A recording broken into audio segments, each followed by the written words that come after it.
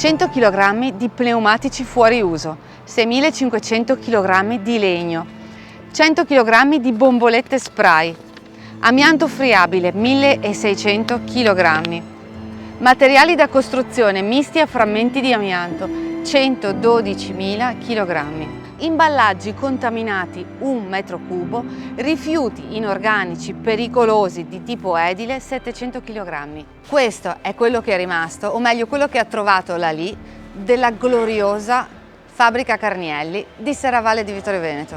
Al centro dell'area Carnielli, verso la sponda del fiume, sorgerà una piazza che potrà essere fruita dai vittoriesi. La speranza è che questo intervento funga da apripista per il recupero di altre aree che ci sono, aree di archeologia industriale nella città della Vittoria. Una soluzione architettonica innovativa che vuole restituire alla città un patrimonio perduto. Ma cosa aveva reso grande la Carnielli? Qual è stato il segreto della sua fama e della sua rovina? Cosa ha portato questo enorme stabilimento a passare da cuore pulsante della città a scheletro di cemento?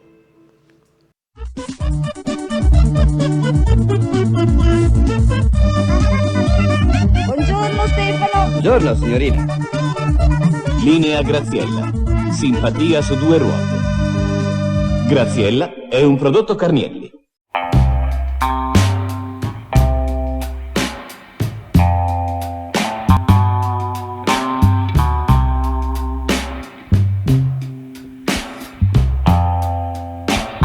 Facciamo un salto nel passato, negli anni del boom economico che ridisegnò l'Italia.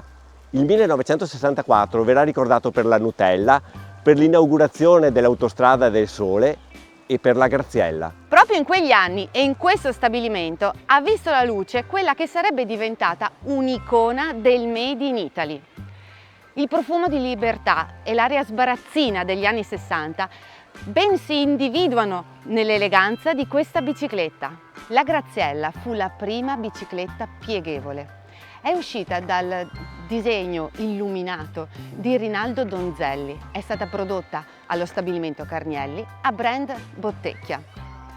Fu pubblicizzata negli anni 60 come la Rolls Royce di Brigitte Bardot e ebbe subito un grande successo. Diciamo che andò a modificare quella che era la percezione per quegli anni della bicicletta. Fino agli anni 50, infatti, la bicicletta veniva vista come un mezzo di trasporto povero, di solito passato da padre a figlio e utilizzato da chi non possedeva, per esempio, un'automobile per recarsi al lavoro. Con il boom economico, la bicicletta divenne lo status symbol della gioventù dell'epoca. I mitici anni 60. L'Italia cresceva in modo vertiginoso, era tutto un cantiere, un pullulare di imprese, di invenzioni, di scoperte, di voglia di vivere. La Graziella interpretò al meglio questi sentimenti e per un ventennio fu la bicicletta degli italiani. Carta vincente della prima serie Graziella era la sua grande praticità, le ruote piccole, il telaio che era robusto, il fatto che era pieghevole grazie ad una cerniera centrale e alla mancanza della canna orizzontale. Il sellino che era imbottito e il manubrio erano sfilabili con grande facilità e questo permetteva di trasportare la Graziella anche nell'abitacolo di un'utilitaria piccolina. Infatti piegata misurava 75 x 60 x 30 cm e pesava appena 16 kg.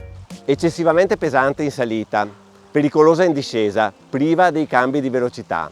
Verso la fine degli anni 80, pian piano e silenziosamente, la Graziella tramonta. È l'epoca delle BMX e delle mountain bike. Mai scomparirà però la sensazione di leggerezza che caratterizza gli anni 60, 70 e fino agli anni 80. Quando si parla di Graziella si va alla nostra giovinezza, ai lunghi pomeriggi d'estate, a Lucio Battisti e agli interminabili giri in bicicletta tra i quartieri della nostra città o nei cortili delle nostre case. Nel momento d'oro della sua produzione l'azienda contava 300 operai provenienti da tutti i paesi di Vittorio Veneto e sicuramente era una delle realtà imprenditoriali più importanti della marca. Il 1997 è l'anno delle decisioni importanti. La Carnielli decide di vendere il settore cicli e il brand. L'azienda mantenne invece il settore fitness e tra i grandi numeri Carnielli c'è sicuramente la cyclette. In realtà fu uno statunitense che nel 1968 inventò quella che sarebbe diventata la cyclette, che all'inizio si chiamava Life Cycle. Il prodotto ebbe subito un grandissimo successo perché ti permetteva di fare movimento dentro le pareti domestiche con qualsiasi condizione atmosferica. Il brevetto Carnielli fu però depositato dall'azienda italiana di Teodoro Carnielli. Narra la leggenda che il figlio del proprietario, Guido, un giorno volesse fare dello sport, volesse fare movimento, però purtroppo era bloccato a casa a causa di un infortunio. La risposta a questo suo problema non fu altro che appunto la cyclette. Teodoro Carnielli era un artigiano di Vittorio Veneto che costruiva e riparava biciclette. Era appassionato di ciclismo e prima era sostenitore e poi è diventato presidente dell'associazione ciclistica locale. È stato lui a riconoscere tra i primi il talento magnifico di Ottavio Bottecchia.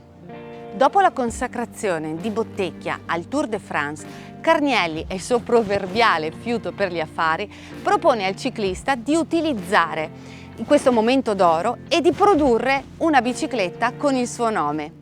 Nato il 1 agosto del 1894 a San Martino di Colle Umberto, Ottavio Bottecchia è destinato a diventare uno dei più grandi corridori della storia del ciclismo. Durante la Grande Guerra fu arruolato negli esploratori d'assalto, un gruppo militare temerario che svolgeva le sue azioni con delle biciclette pieghevoli. Queste imprese gli valsero la medaglia di bronzo. Fu così che lo notò Aldo Borella e lo portò al Tour de France con l'automoto.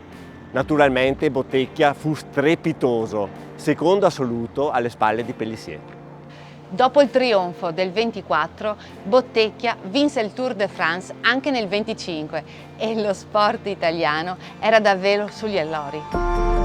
Partire dalle proprie radici per progettare il futuro. Questo è il miglior presupposto per qualsiasi comunità, ma lo è ancora di più per la città della Vittoria, una città gloriosa per l'intera nazione.